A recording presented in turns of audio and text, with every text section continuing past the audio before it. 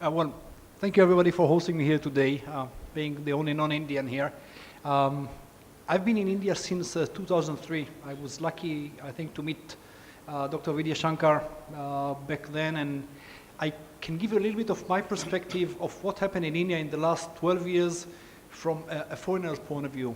It is very, very common in India. I said it's like the national sports is to criticize the Indian government. I'm here in order to praise the Indian government. I think that what I've seen in India in the last 12 years is one of the most rapid, well-managed growth of an information technology industry that ever happened in the world. Like what we've seen in Israel, and I will talk about it in a second, like what we've seen in China, like what we've seen in the Silicon Valley in the US in the 70s, what we've seen here in India in the last 12 years. With your kind permission, a word from our sponsor, from the Federation of Indo-Israeli Chamber of Commerce. The Indo-Israeli Chamber of Commerce comes to assist Israeli and Indian companies to do business together, and that I'm honored to be the vice chairman of the South India chapter. We have here with us Pankaj. Are you here? Sorry, he was here a moment back. We just opened a chapter in Gujarat, and Pankaj Shah is the chairman of the Gujarat chapter. He's going to be here later on today. I would encourage you to talk to him.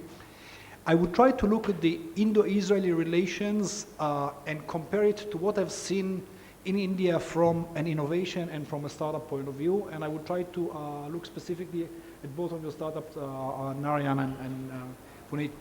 I think that both of your startups are companies that we couldn't have seen in India 5 years and definitely 15 years back. Okay, what we see here is young entrepreneurs who are developing product companies, not just services, but product companies, who are doing cutting edge technologies, who are catering to the Indian market, but have the global market as a potential market for them. And these are things that we haven't seen in India, definitely not 15 years back, and not even 10 years back.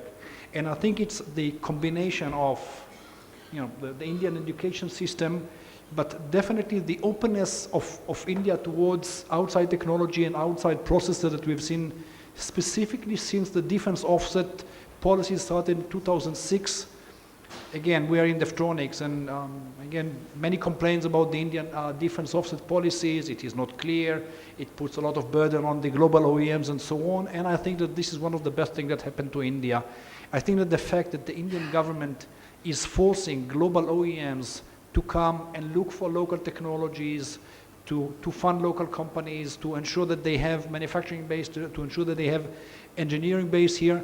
This is the kind of infrastructure which allows smaller company to raise, that creates the hotbed for companies like you to raise, and you would have the infrastructure, I would say the food chain in order for you to be able to grow in.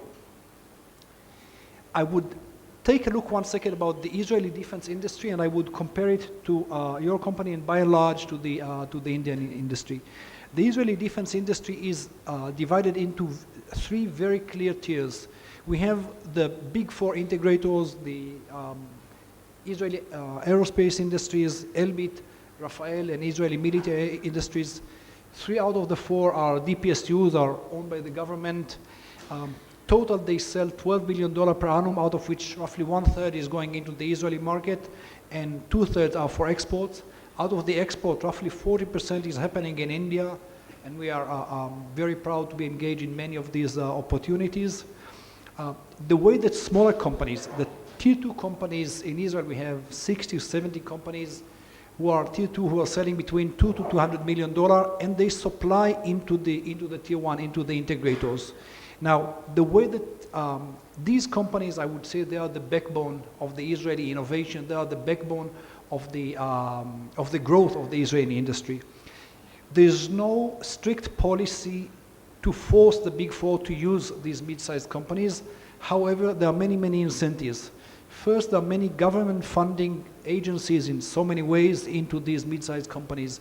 When you're a mid-sized company, you are the Israeli government funds 50% of your R&D, funds 50% of your global marketing expenses, and that gives you the power, and of course many group activities. For example, I'm just finishing 2 days here where the Israeli MOD is working together with mid-sized companies in order to introduce them to potential customers here in India. That kind of work, even though we do not force the big integrators to use mid-sized companies, but such kind of support, financial support and strategic support throughout the process allows mid-sized companies, and again, companies like yours, to flourish, to compete, to go to larger customers, and so on.